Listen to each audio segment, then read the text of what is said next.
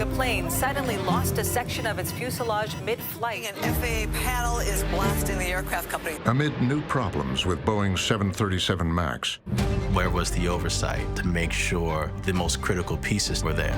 a special update to the award-winning investigation with the New York Times into the problem-plagued airplane. Lion Air flight JC610 went missing from radar. And then the second plane crashed. Ethiopia crashed minutes after taking off. This was going to be an existential crisis for the company. They had no idea how powerful MCAS was. FAA's oversight was sorely lacking. The mounting pressure on Boeing. This was supposed to be one of the most highly scrutinized planes in the world. Here you are with another incident that was risking passengers' lives. We're going to approach this, number one, acknowledging our mistake. Now on Frontline, It had direct echoes of everything we had been reporting on years ago. Boeing's fatal flaw.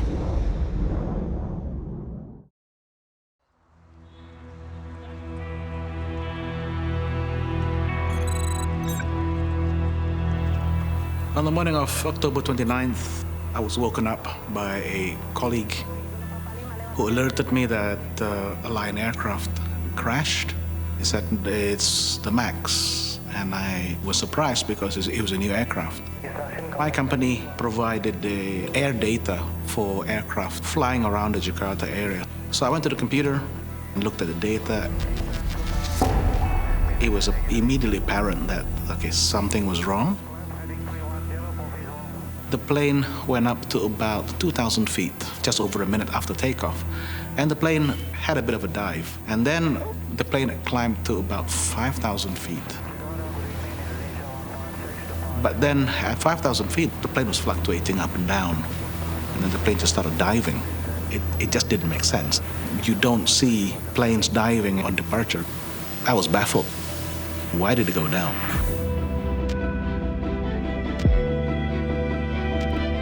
Lion Air flight JC610 went missing from radar. 189 people were killed in the crash of Lion Air Flight 610. The Boeing 737 MAX 8. The plane was a new Boeing 737 MAX, What do we know about this 737 MAX 8? the fastest-selling jet in Boeing history, just introduced the year before. We don't yet know what caused this crash. A breakthrough this evening in the flight data recorder. It holds many of the keys. The data from the black box quickly got to FAA engineers in the United States. There is a purity of this data. It comes directly from the black boxes. So it's recording airspeed, altitude. The data showed what appeared to be a glitch, something repeatedly moving part of the plane's tail, controlling its pitch. It didn't take long, just a couple of minutes, to see that there was rapid movement of the horizontal stabilizer. It's probably the fastest way to kill yourself in an airplane is to have the stabilizer malfunction. My spine literally tingled when I saw the traces from the black box. The plane continually tried to push the nose down, and the pilots were trying over and over again to stop the plane. And in the end, they lose that battle. What Boeing had not told airlines or their pilots was that it had put a powerful software system on the new airplane. In the Lion Air crash, this system was receiving incorrect information, and that made the plane dive straight downward and destroy itself. Inside Boeing, they quickly diagnosed the problem and began working on a fix. But they stood by the MAX as hundreds of them took to the air around the world, carrying thousands of passengers. The company alerted pilots about handling a potential malfunction. Boeing and the FAA today warned airlines that sensors on 737 MAX 8 jets can malfunction. Boeing are calling this a formal advisory, and it's been issued to the pilots. The reporting showed Boeing knew that it was risky, but their response was to blame the pilots. Pilots did not hit two cutoff switches. Boeing says that action was part of well-established protocols for all 737s. And that led to a series of decisions that kept the plane in the air. And then we got another crash. Breaking news out of Ethiopia, where a plane went down. It was Ethiopian Airlines Flight 302, on its way to Nairobi from Addis Ababa. A new 737 MAX 8 jetliner crashed minutes after taking off. 2 crashes, the same plane, 346 people killed, an iconic American company's reputation in tatters. The story of the Boeing 737 MAX would end up exposing corporate deception and a broken regulatory process. But at the center was a software system supposed to keep people safe that instead led to their deaths.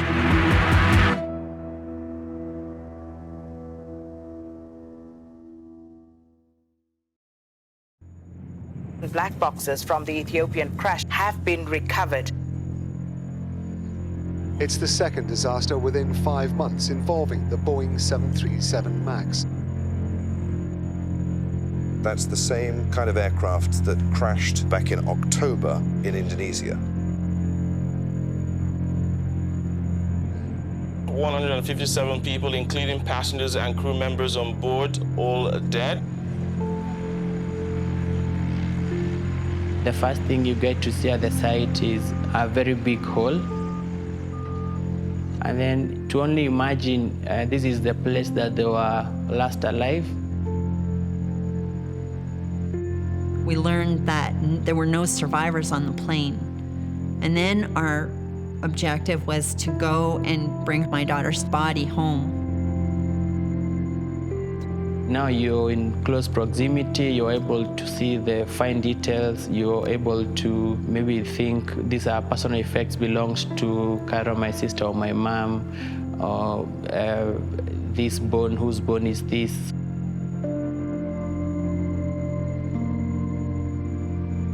And they told us that there was no part of a human that was bigger than a femur that was left. That whole experience is just a jumble of images and painful thoughts and blankness, really, to me. I can't really make sense of it. The crash of Ethiopian Flight 302 in 2019 was the second time in 5 months that a Boeing 737 MAX had gone down.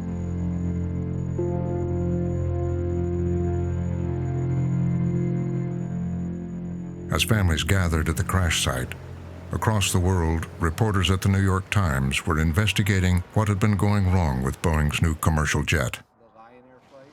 Statistically speaking, the likelihood that these 2 accidents were not in some way connected was extremely low.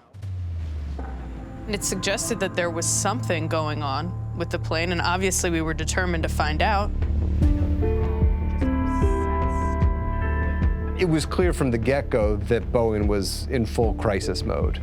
As the facts from the accident become available and we understand the necessary next steps, we're taking action to fully reassure airlines and their passengers of the safety of the 737 MAX. This was going to be an existential crisis for the company if these 2 events were related.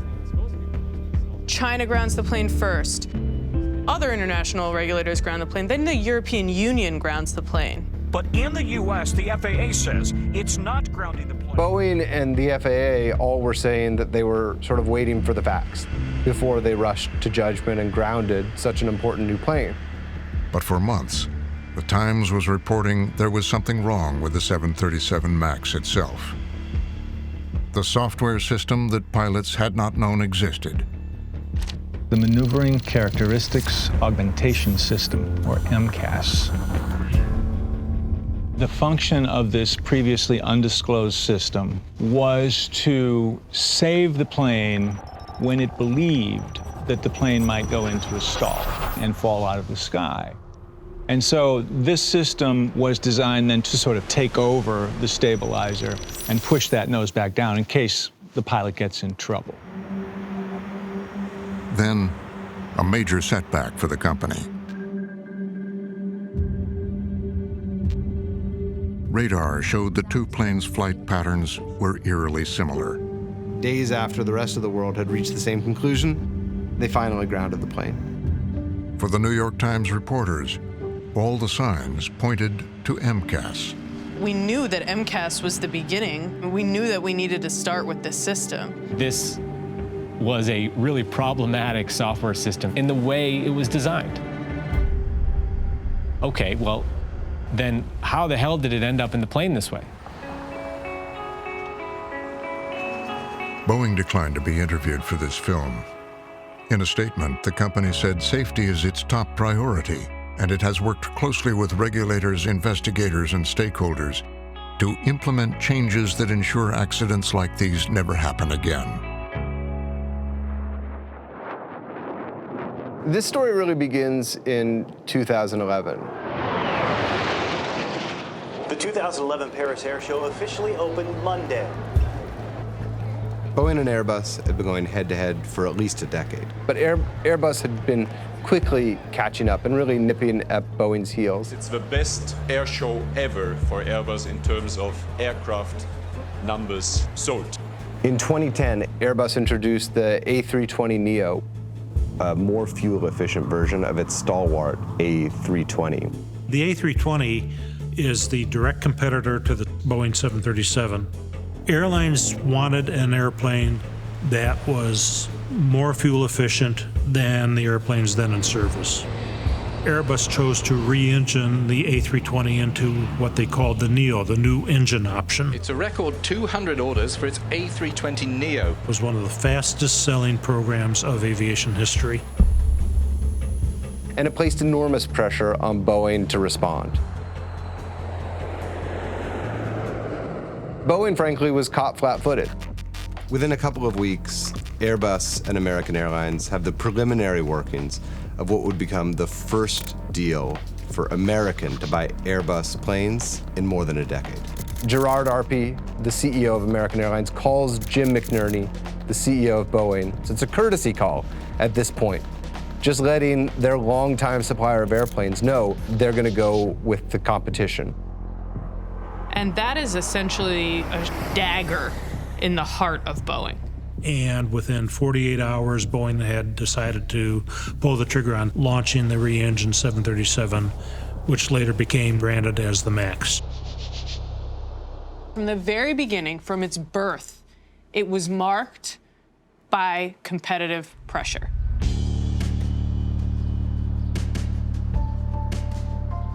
Within days of the second 737 MAX crash, another investigation was underway in Washington, D.C.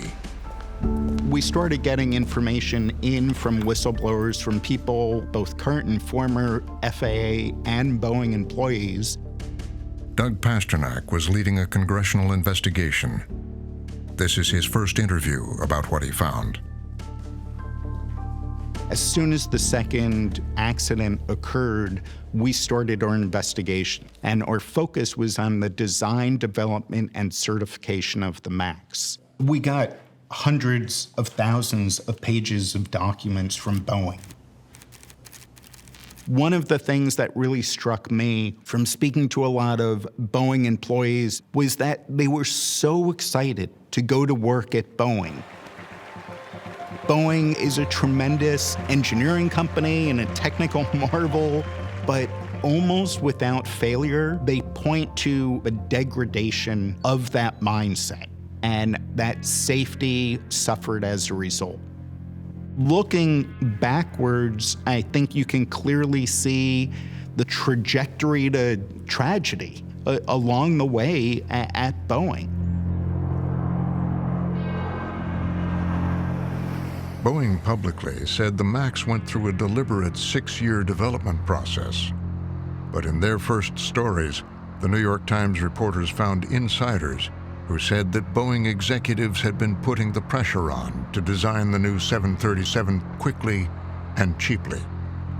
One specific engineer we spoke to was Rick Ludke. He helped design the cockpit in the MAX, and he talked a lot about how there was an obsession in limiting changes.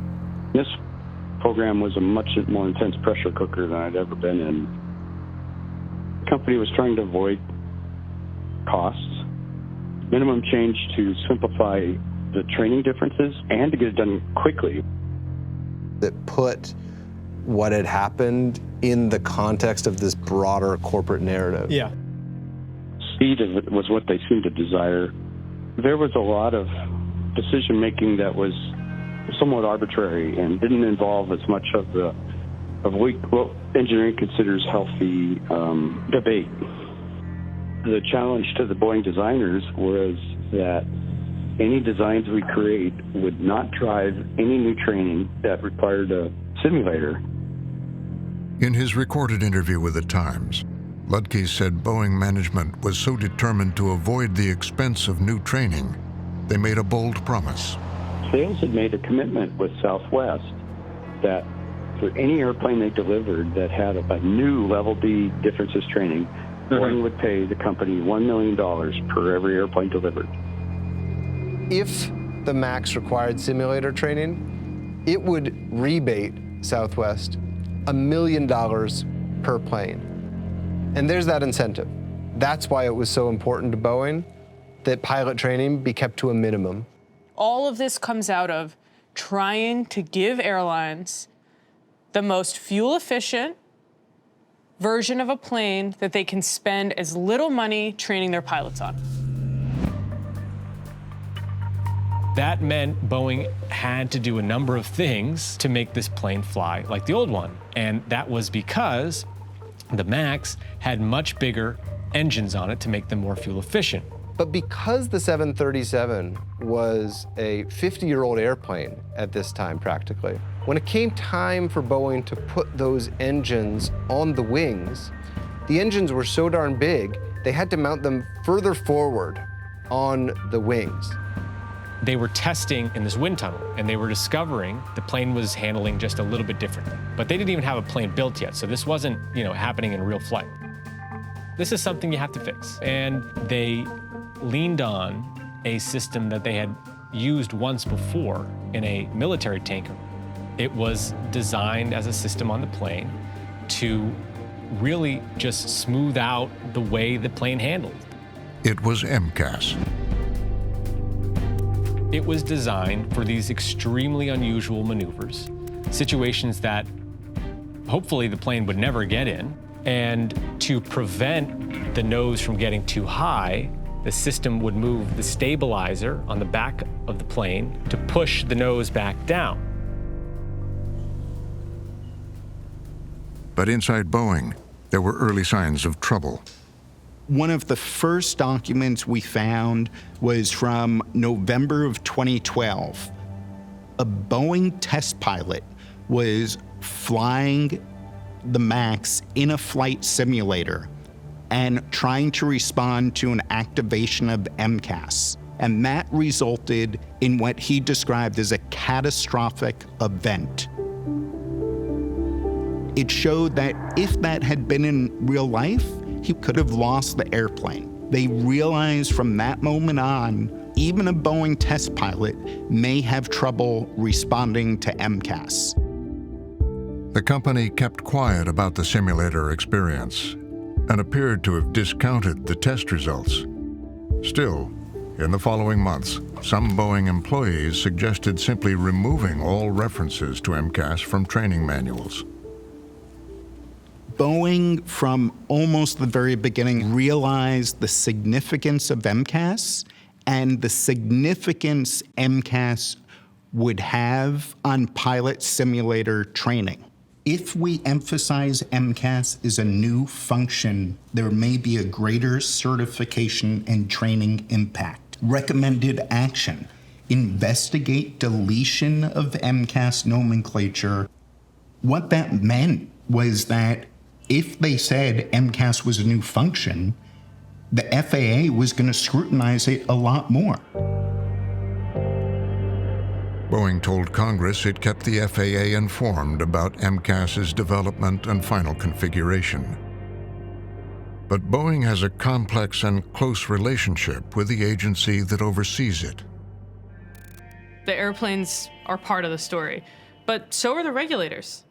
The FAA regulated Boeing in part with a handful of Boeing employees whose paychecks came from Boeing, but whose jobs were to represent the interests of the FAA.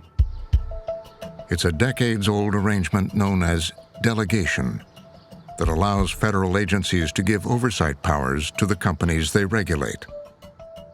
In the beginning, there was a really good reason for this. The FAA was certifying things that made no sense to have them certify every single exit sign or bathroom sign or paint. The issue that many of the FAA employees that we talked to had was that it went way beyond bathroom signs.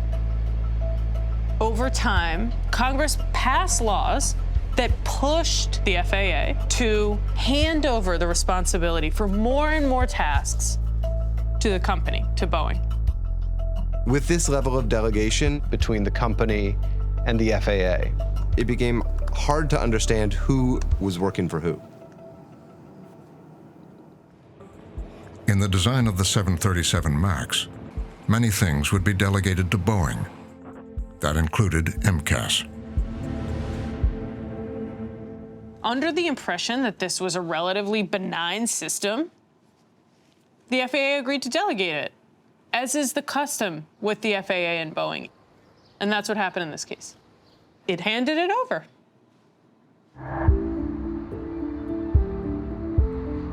In a statement, the FAA blamed ineffective coordination and said it had not focused on MCAS when it certified the MAX because Boeing had not identified MCAS as significant. Under orders from Congress, the FAA has since made changes to the delegation process.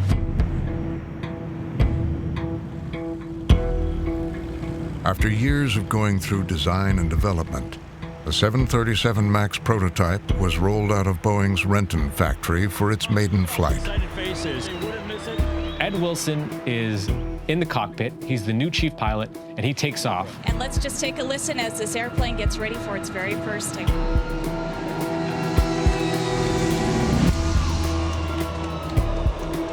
A short time after this first maiden flight, Ed Wilson, he and his co-pilot start to realize that the 737 MAX is not handling as smoothly as it should in certain low-speed situations. It's shortly after takeoff. It's still kind of climbing to ascend. It's not going full speed. Boeing engineers had an idea for how to deal with this. They know about MCAS, and they know that MCAS was actually used for a similar situation in these high-speed maneuvers. And so, theoretically, MCAS could also be used in these other situations to also smooth out the handling. Crucially, it's already been created, it's already been approved, and it's something that we could just apply, to a different phase of flight. It's actually a pretty easy fix. This ends up being an extremely fateful decision. They enable the stabilizer to move much more, actually 4 times as much. Now the system's designed for low-speed situations like just after takeoff. And after takeoff is when the plane is still only a few thousand feet over the ground. That means you have much less room for error. It's happening in automated fashion and a repeated fashion. This fundamentally changes MCAS. It makes it much more aggressive, much more risky. It's a far more dangerous system. Boeing was doubling down on the system, expanding it, despite the earlier catastrophic result in a simulator test. The Times reporting on MCAS focused on a former Boeing pilot. I started to hear about a pilot at Boeing whose name was Mark Faulkner, the chief technical pilot for the 737. He was this key liaison between the company and the FAA. He was the person who personally emailed the FAA asking for MCAS to be removed from the pilot manual. That was an important piece of this because we understood that the FAA really didn't know that MCAS became more powerful. He was speaking absolutely on behalf of the company. This was not some low-level employee. And he was asking for something that was really quite substantial, that a new piece of software that made the plane behave in ways that it previously hadn't be concealed from the pilots. This is where the commercial pressures from the executive level come right down to the development of the airplane. Mark Faulkner certainly was not a lone actor in what he did. He was following through on a policy by Boeing to ensure that the program did not have to put pilots in a flight simulator. It got to the point where Mark Faulkner got an award for keeping training on the 737 MAX to a minimum. Nearly 8 months after requesting that MCAS be removed from pilot training manuals, Faulkner texted a colleague with a shocking realization. This appears to be the moment where Mark Faulkner learns that MCAS has been expanded. He writes in that message, "I basically lied to the regulators unknowingly." But he never went back and corrected the record. He never went back and fixed the error. Mark Faulkner wouldn't speak to us. He was indicted for lying to FAA investigators about MCAS, but later found not guilty of all charges in federal court. His lawyer told the Times reporters that his communications with the FAA were honest and that he would never jeopardize the safety of other pilots or their passengers. When Boeing engineers expanded the MCAS system, they included a feature that would make it particularly dangerous. Planes have millions of parts in them, and there's one little one on the 737 that sticks out of the fuselage. See that little black circle there? That is called the angle of attack sensor. On the 737 MAX, it had the power to trigger MCAS. It's the AOA sensor that is one of the crucial parameters to the computer to tell the plane that it's in a perilous condition. The angle of attack sensor would activate MCAS by telling the system that the plane's nose was too high, and then MCAS would try to push the nose down. But if this sensor is broken for whatever reason, MCAS never realizes, and so it keeps pushing the nose of the plane down over and over again. Congressional investigators would later find documents showing that Boeing engineers had raised this very concern. An engineer asked, what if we have a faulty AOA sensor? Because AOA sensors are known to be faulty. You know, what happens to the airplane? So you have those concerns raised, and the responses, again, from Boeing engineers was to essentially dismiss those. 3, 2, 1. Boeing began delivering the new 737 MAX in mid-2017. At the outset, 737 MAX was arguably one of Boeing's biggest successes. It had become its best-selling jet ever. Advanced sales were estimated at $370 billion. American had orders for 100, Southwest Airlines for 200.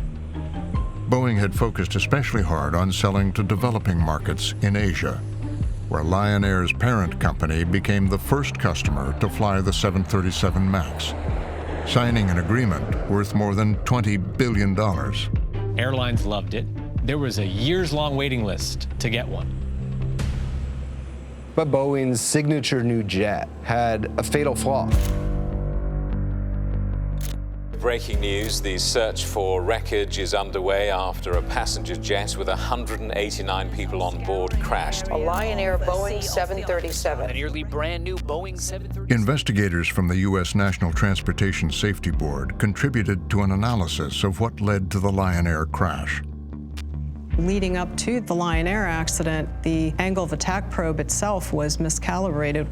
The maintenance crew was not able to properly identify this miscalibration. An angle of attack sensor sent bad data to MCAS. The plane thought it was in a stall because of bad information. And as a consequence of this angle of attack data error, the MCAS activated when it really shouldn't have.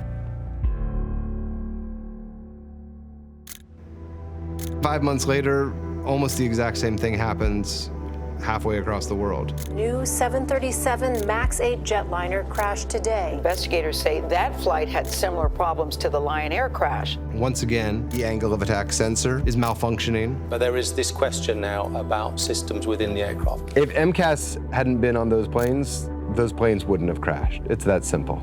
The world mourns 157 people killed in the Sunday crash. On the flight of 737 MAX crash, we lost 5 of our family members. We had our mom, Ann Karanja, our dear sister, Caroline Karanja, her 3 kids, Ryan Joroge, Kelly Wanjiku, and Ruby Wangoi. Not like there is a manual of how you need to react. You're just there. It's like motionless. You just feel infuriated by anyone and everyone at that point. I remember the Boeing company blaming what they call the foreign pilots and deflecting blame to them, saying they are the cause.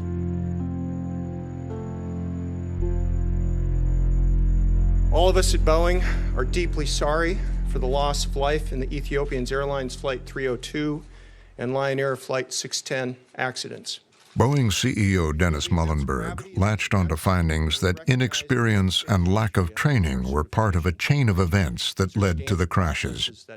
It was a controversial position. Understand that these airplanes are flown in the hands of pilots, and in some cases our system safety analysis includes not only the engineering design, but also the actions that pilots would take as part of a failure scenario. Right? Boeing's contention from the beginning was that even though the pilots did not know that MCAS existed, that they did not need to know that.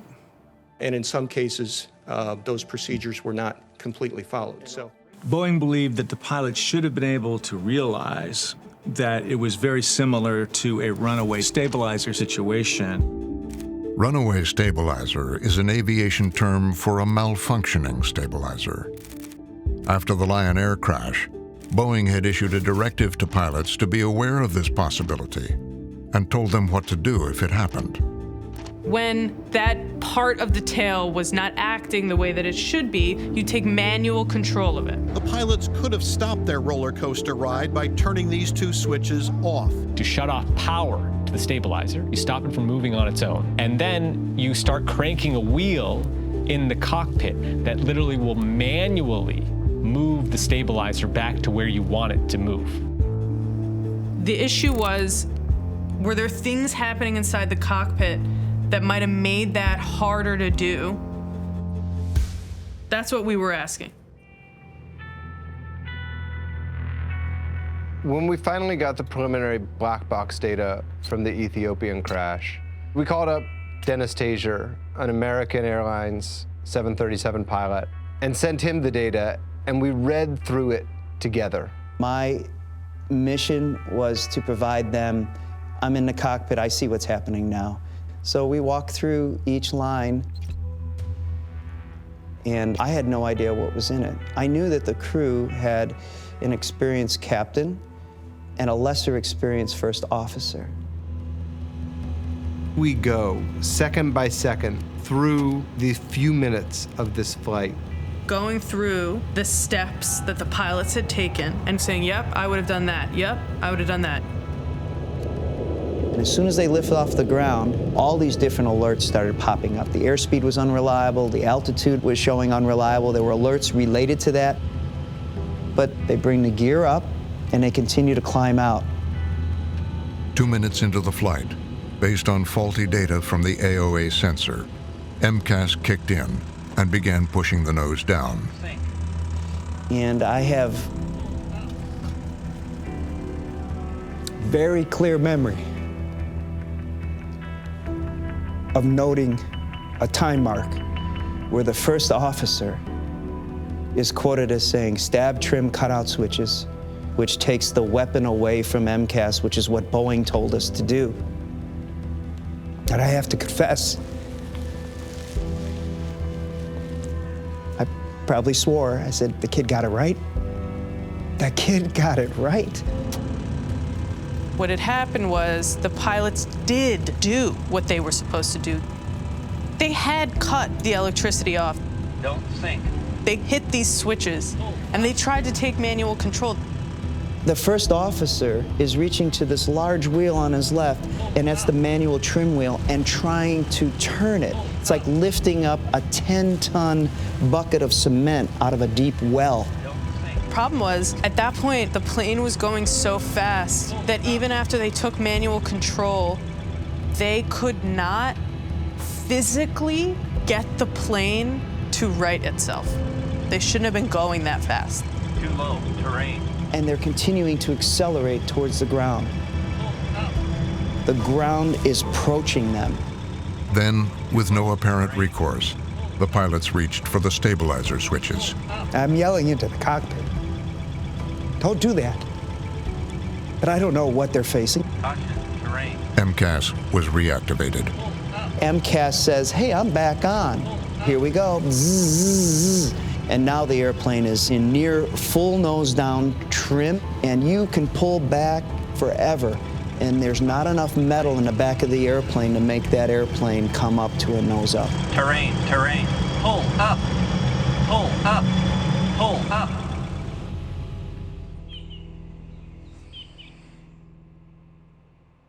She died when she was 24.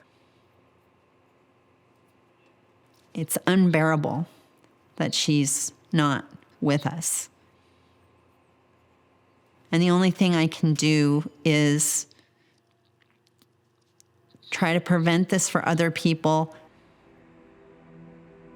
About 4 months after the Ethiopian Airlines crash, the family of Samia Stumo was about to receive news they would find bewildering. We were eating dinner, and I hadn't looked at my phone for a long time, and it was blowing up. The Federal Aviation Administration now in the hot seat in Washington over its certification of Boeing 737 MAX planes. We are joined today by Ali Barami, the Associate Administrator for Aviation Safety. We continue to evaluate Boeing's software modification to the MCAS. In addition, FAA official Ali Barami had been called before Congress, where he was questioned about revelations the FAA had known there was a risk of another MAX crashing after Lion Air. If the agency's own analysis found MCAS to be an unacceptable risk, why did the FAA not take immediate action to address those risks? The families hadn't known that before. They didn't know that the safety agency gambled with passenger lives. we knew that eventual solution would be to have the modification. And based on our risk assessment, we felt that we had sufficient time to be able to do the modification, and get the final fix. After the Lion Air crash, the FAA had conducted an analysis of the likelihood of another 737 MAX crashing. The worst-case scenario was grim. They looked at the probability that there could be another crash of a 737 MAX if the FAA didn't do anything to MCAS and just let the plane keep flying. And what that assessment showed was that FAA predicted there could potentially be 15 more fatal accidents of 737 MAX aircraft over the lifespan of the fleet. About one crash every other year. But in explaining its decision not to ground the plane, the FAA said in its statement that the actual risk at the time, considering the number of planes in the air, was as close to zero as their calculations allowed. The agency had given Boeing 150 days to fix MCAS and issued official directives to pilots. They were gambling. They were betting against time that they would have a fix to MCAS before the next crash happened. And unfortunately, they lost that bet. Not everyone within the FAA agreed with the agency's gamble. People too quickly jumped to that conclusion that the pilot should have been able to figure out what's going wrong and be able to intervene properly. FAA engineer Joe Jacobson examined the data from the Lion Air crash and quickly raised concerns about the safety of the MAX. This is his first on-camera interview. I was pointing out a design flaw. It's purposely designed and certified to use only one AOA input to drive MCAS to move the horizontal stabilizer at a high rate. Talked to 3 managers, said this is a design flaw. They were skeptical, not really buying in, saying, the pilot should have been able to intervene. It's a failure. Our job is aviation safety, and when airplanes go down, we feel a real personal sense of loss and remorse and failure, and it affects a lot of people. In the fall of 2019, with the MAX having been grounded for 7 months, congressional investigators released internal communications they found during their investigation. Test pilots working for Boeing write about problems with the MCAS system 2 years before the first fatal crash. It was further evidence of the company's attempt to avoid pilot training for the MAX. Did that ever cross their minds that they were going to let something go into the air that could potentially kill people? Boeing CEO Dennis Muhlenberg appeared before Congress. Boeing's CEO is expected to acknowledge that his company made mistakes in the... And here's the first time this guy's in the hot seat. We appreciate the opportunity. By then, he'd become the face of the 737 MAX crisis. I've been on this committee a long time. We have never undertaken an investigation of this magnitude. We intentionally put the families close to the witness. They're the victims here, and it should be like a trial in court where you get to face the person who committed a violent act against you. The committee confronted Muhlenberg with an array of internal Boeing documents. The next slide. This shows that Boeing became aware that the disagree alert was important. It does appear from this that Boeing understood how important the crew pilots training didn't know about this is unacceptable. Boeing's marketing representatives emphasized to potential customers that FAA had reduced the length of pilot training that... Low reaction time scenario, 10 seconds, found the failure to be catastrophic. For those families, the pain of this was accentuated because this evidence that was going up on the screen was information that they felt that Mr. Muhlenberg could have used to inform his decision about keeping the plane in the air or not. We do know that Boeing engineers actually proposed placing a MCAS annunciator in the cockpit. Are we vulnerable to a single AOA sensor failure now? With the MCAS, as you emphasize, flight control will now compare inputs from both AOA sensors. And I guess the question is, why wasn't it that way from day one? Mr. Chairman, we've asked ourselves that same question over and over. And if back then we knew everything that we know now, we would have made a different decision. Nadia Milleron, she was radiating with anger over this. It's come to the point where you're not the person anymore to solve the situation. I want to say it to you directly because I don't think you understand what we're saying. She was right in front of him. And here you have the CEO of what is one of the most important American companies, one of the most important companies in the world. In the end, it's about safety. And even if you're not capable of doing that. Looking in the eyes of the mother of a young woman who died on his airplane. I know that she wasn't afraid of flying at all until the last 6 minutes of her life. That's just a horrible betrayal that Boeing and the FAA caused for this person in the last moments of their life. And it kills me that that trust was betrayed. Boeing's really kind of stuck in a hard spot here. Dennis Muhlenberg was blasted on Capitol Hill. 2 months later, with the company's stock plummeting, Boeing's stock has been dropping all day. But it's down 22% since the 737 MAX jet was first grounded back. and the MAX still grounded, Dennis Muhlenberg was out.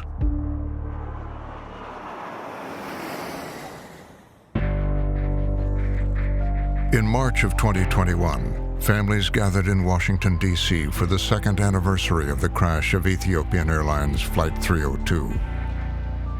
Boeing had recently settled a criminal charge of conspiracy to defraud the United States, brought by the Department of Justice. We have some breaking news on Boeing, Phil LeBeau's. In the settlement, Boeing admitted to misleading statements, half-truths, and omissions about MCAS.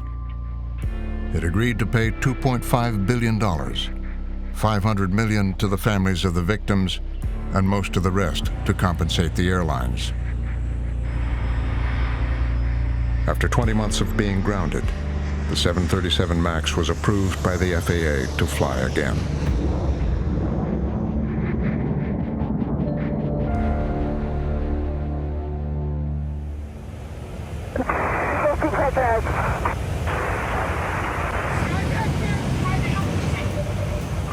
Let's get down. Trouble, we're declaring emergency. We're descending down to 10,000.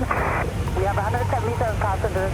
A 737 MAX, flown by Alaska Airlines, had taken off from Portland, Oregon about 7 minutes earlier. At an altitude of 16,000 feet, there's a very loud bang. A piece of the plane's body is blown out at row 26. I opened my eyes to a giant hole in the plane, and I could see the city lights. There's a deafening wind howling through the plane. The cockpit door flies open. One of the pilots loses her headset. Another pilot almost loses his after his head slams into a display. There's just chaos. The boy's shirt was sucked off him and out of the plane, and his mother was holding on to him. I saw half of his body was getting sucked out, and then I was like, oh my God. And I look over and there's a hole on the side of the plane.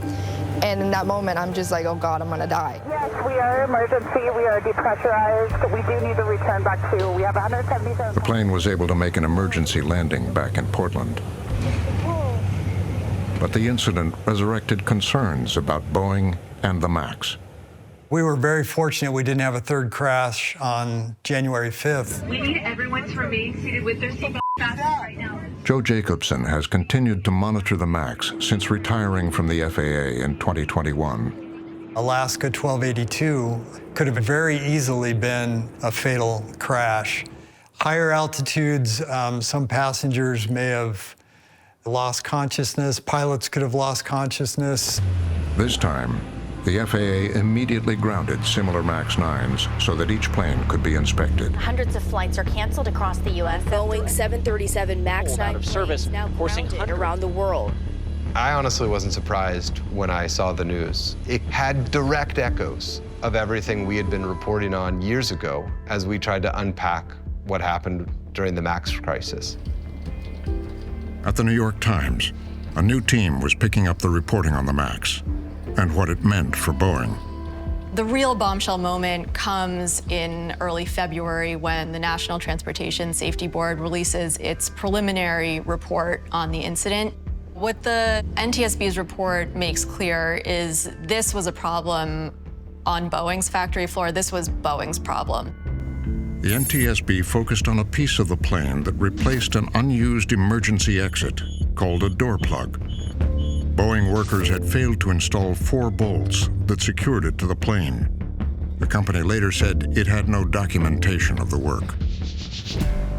Where was the oversight? Where was the redundant checks for someone to come back to make sure that the most critical pieces to it were there? Nothing in plane design or plane production is done without several layers of redundancy, without frequent inspections, without frequent checks. And the idea that something as important as a part of the plane's body could leave the factory without the bolts needed to hold it in place is shocking.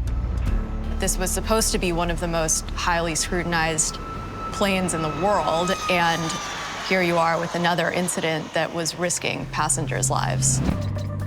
Boeing CEO Dave Calhoun was quick to own the failure in a series of appearances. We're going to approach this, number one, acknowledging our mistake.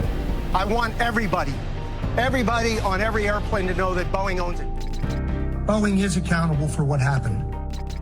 An event like this simply must not happen. We own it. There's no other answer I can give you. The door plug was a production failure. MCAS was a design flaw. But both raised questions about Boeing's safety culture and the FAA's oversight.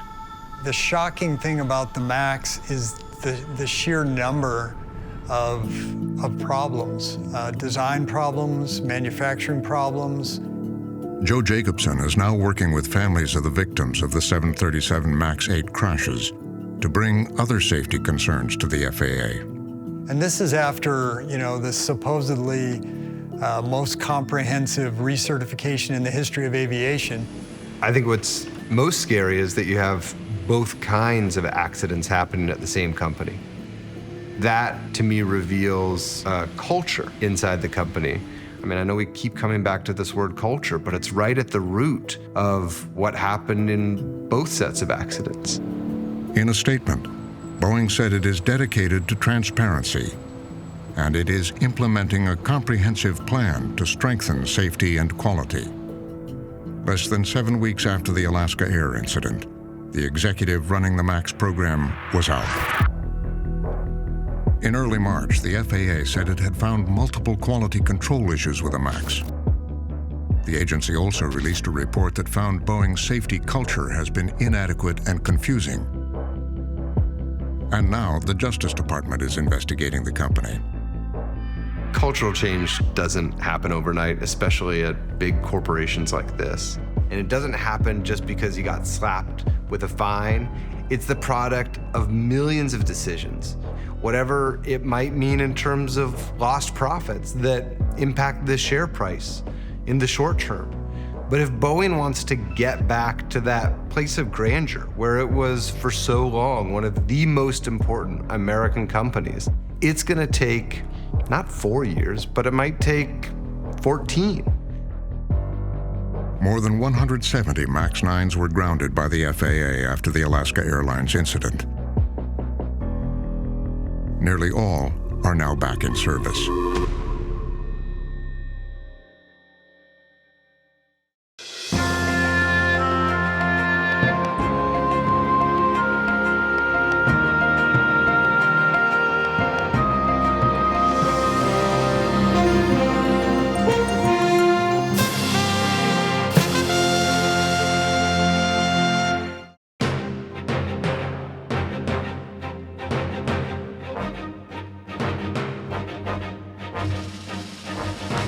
For more on this and other Frontline programs, visit our website at pbs.org/frontline.